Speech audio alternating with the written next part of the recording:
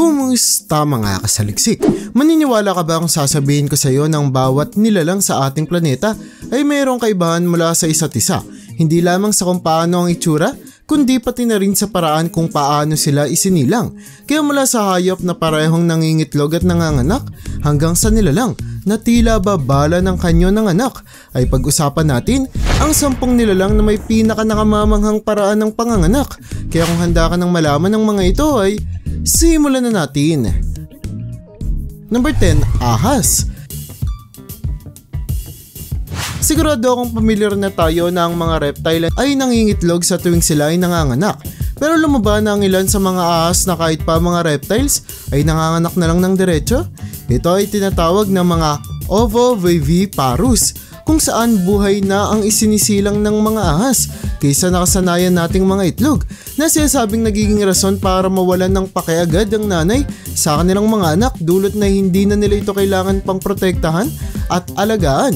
Hindi kagaya ng mga itlog na kailangan pang bantayan upang masiguradong mapipisa ng maayos at mabubuhay. Number 9, tigre.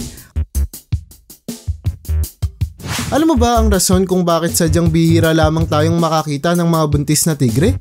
Ito ay dahil sa kahit madalas magbuntis ang hayop nito na nagtatagal lamang sa loob ng 3 buwan, ay magmumukha lamang buntis ang mga babaeng tigre 10 araw bago ang kanilang kapanganakan, na nagiging dahilan para maging bihira lamang kung makakita tayo ng mga halatang buntis na tigre.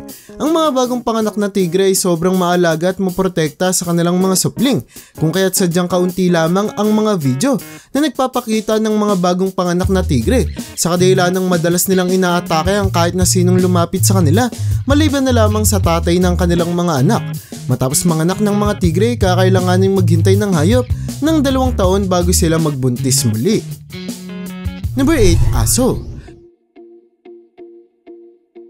Hindi na bago sa ating kaalaman na ang mga aso ang isa sa pinakamadalas na makasalumuhan nating hayop, kung kaya sigurado ako na pamilyar na tayo sa kanilang paraan ng panganganak.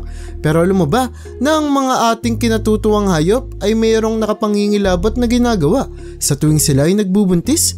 Ito ay dahil sa naaamoy ng mga aso ang kalusugan ng kanilang mga anak, kung kaya't alam na nila kung lalaki bang malusog ang mga ito o hindi, na nagiging dahilan para magkaroon ng mga pagkakataon kung saan kinakain ng mga nanay ang kanilang mga anak matapos nila itong iluwal, dulot na alam na nilang mahihirapan lamang ang mga ito sa kanilang paglaki.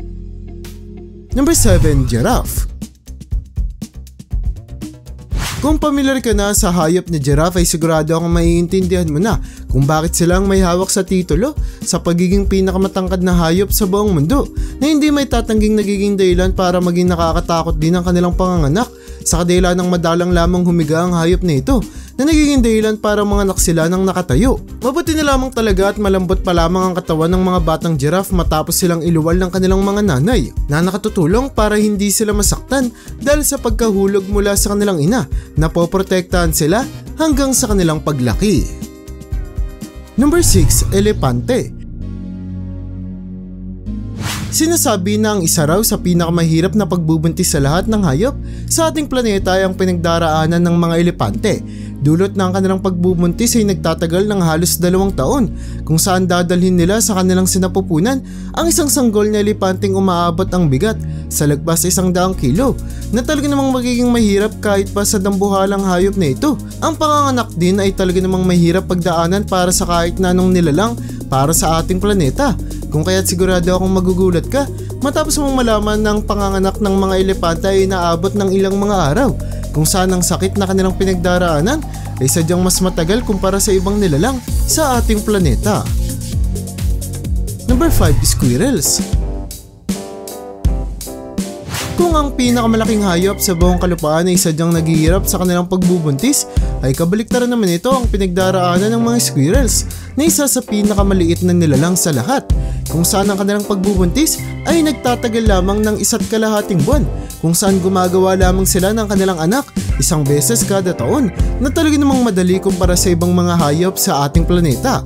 Kahit na madali ang pagbubuntis ng hayop na ito, ay hindi naman ito nagiging dahilan para maging irresponsable silang magulang, kung saan ang mga nanay na squirrel ay gumagawa ng 2 uri ng pugad para sa kanilang anak, na gawa sa parehong dahon at mga kahoy na magsisigurong poprotekta sa kanila hanggang sa lumaki ang mga ito. Number 4, kuneho. Kumpara sa mga squirrels na isang beses lamang kada taon kung magbuntis, ay sigurado kong magugulat ka kung malalaman mo na ang mga kuneho ay may kapabilidad na magluwal ng lagpas 100 at 40 anak bawat taon. Ito ay dahil sa pagbubuntis ng hayop na ito ay nagtatagal lamang ng 1 buwan, kung saan matapos silang manganak ay pwede na agad silang gumawa ng panibago. At dahil ang bawat panganganak ng hayop ay kadalasang umabot sa 1 dosena ay talaga namang hindi na natin may tatanggi na sadyang mabilis silang magparami ng kanilang populasyon. Number 3, daga.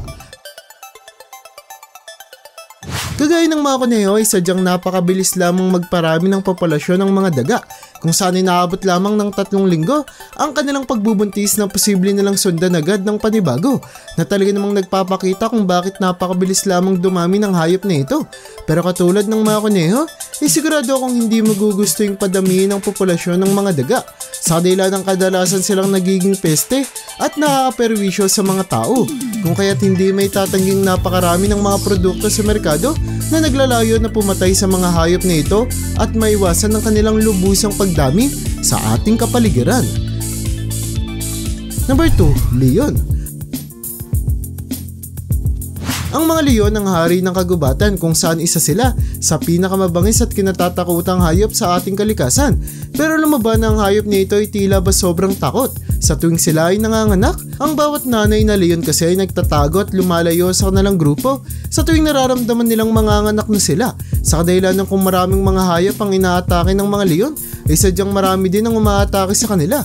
Kung kaya't upang masiguradong magiging ligtas ang kanilang anak, ay itinatago ang mga ito ng kanilang mga ina habang sila ay lumalaki pa lamang. Maprotekta ang mga nanay na leon sa kanilang mga anak, ngunit matapos lumaki ang mga ito, ay agad tinataboy ang mga lalaki sa grupo upang subukan nilang gumawa ng iba pang grupo at magparami sa ibang lugar, na nagpapakita kung gaano katerible ang buhay ng isang lalaking leon. Number 1, panda.